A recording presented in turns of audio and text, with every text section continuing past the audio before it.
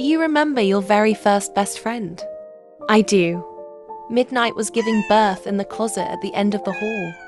The repeating pattern of deep growls and shrieks woke me. Kittens!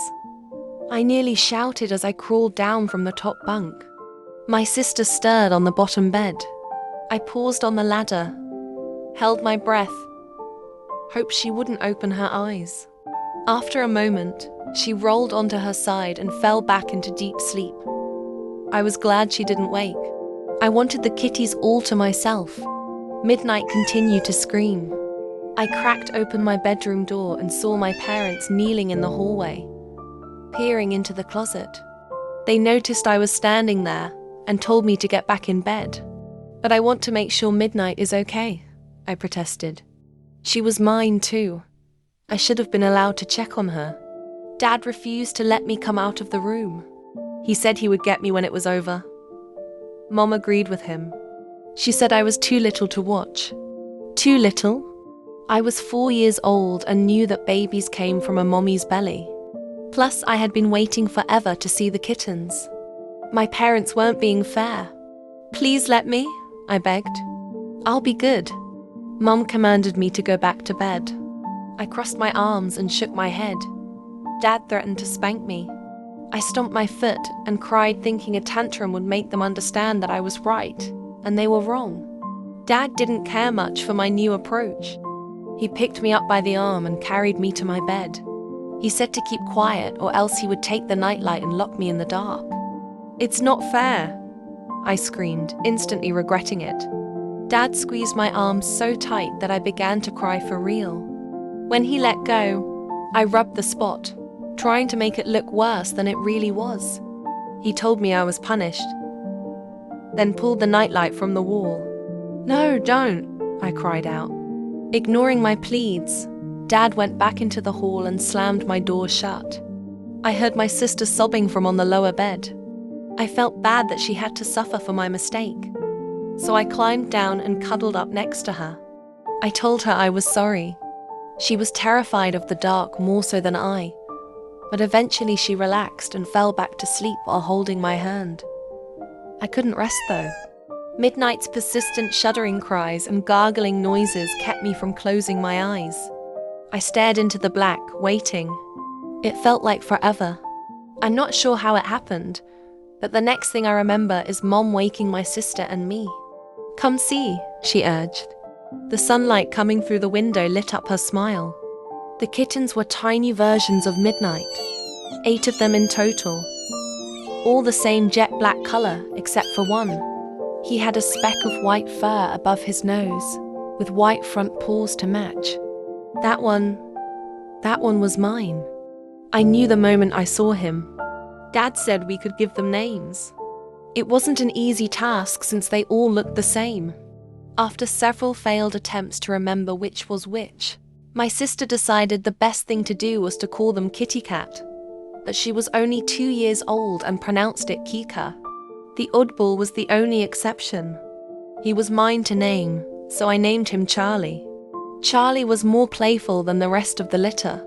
Whenever my sister and I were allowed to pick them up, he would roll on his back to let us pet his belly. Sometimes he would try to suck on our fingers, mistaking them for a part of his mother. It never failed to make my sister laugh.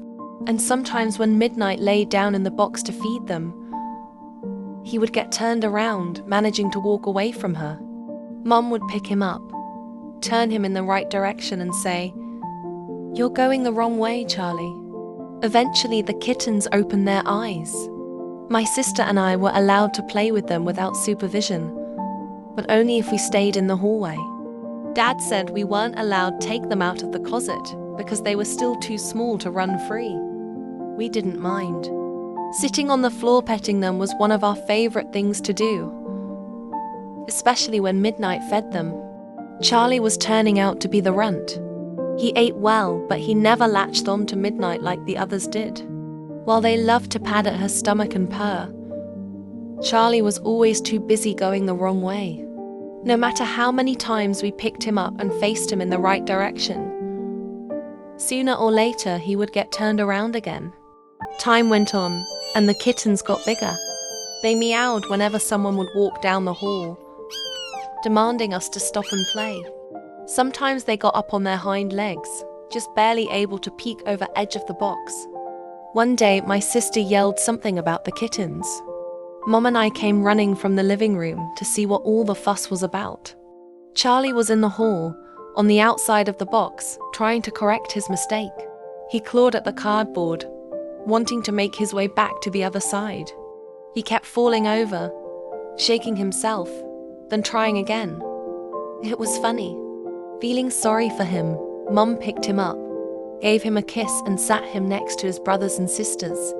"You went the wrong way, Charlie," she said. That was the first time Charlie broke out of jail, but not the last.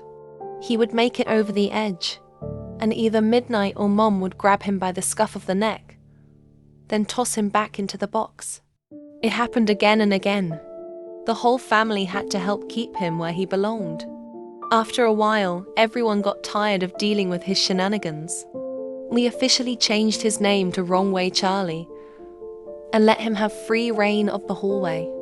Even Midnight stopped caring. All the other kittens were content to stay in the box, but Charlie came and went as he pleased. He never went far though.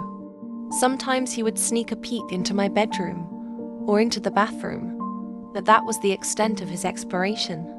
It was easy to forget that he was only a few weeks old and too frightened to venture into any of the rooms. The box and hallway was the only world that he knew, the only place he felt safe. A few days later, I woke to the sound of Grandma's voice coming from the living room. She was talking to my sister about making her a new dress. No one told me Grandma was coming over, I thought. Excited to see her, to see if she brought me a present, I jumped out of bed and ran down the hallway. I feel this soft crunch under my foot. What was that? I turned around to see what I had stepped on. Then I screamed. Wrong Way Charlie crawled toward me. The back half of him was crushed and twisted. Horrible sounds escaped from his small mouth. I continued to scream. Charlie was still trying to crawl toward me while making that resounding, awful sputter. His body trembled and his little head twitched incessantly. Mum came running down the hall, my sister right behind her. Blood was everywhere, a trail of gore soaking into the carpet. All I heard was screaming, screaming, screaming, screaming. It echoed down the hallway, and throughout the years. Midnight leaped out of the closet and ran toward me. Wide-eyed, she hissed and swatted, then lapped at the blood flowing from Charlie's gaping mouth. Grandma grabbed a hold of me, held me close. My sister pressed her face into Grandma's side so she wouldn't have to see. Mom and Charlie were still screaming, still making those appalling noises.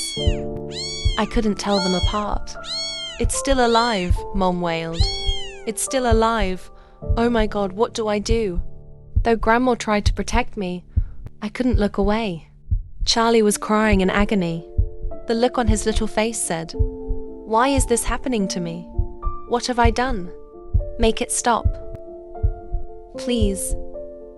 Make it stop. You have to kill it," Grandma shouted, angry. "Put the thing out of its misery for Christ's sake." Mum ran into the living room and turned the corner. I heard a drawer in the kitchen pulled open and slammed shut. She came running back, hammer in hand. Mom shrieked.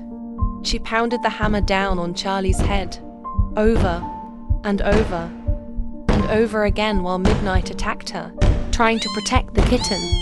And yet Charlie still crawled toward me, gurgling. Midnight kept scratching and hissing.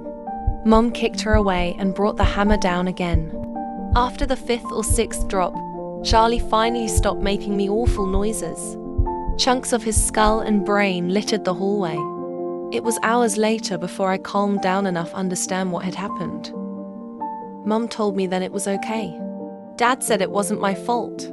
They said these things as they cleaned up the mess that used to be Charlie. But it wasn't okay, and it was my fault.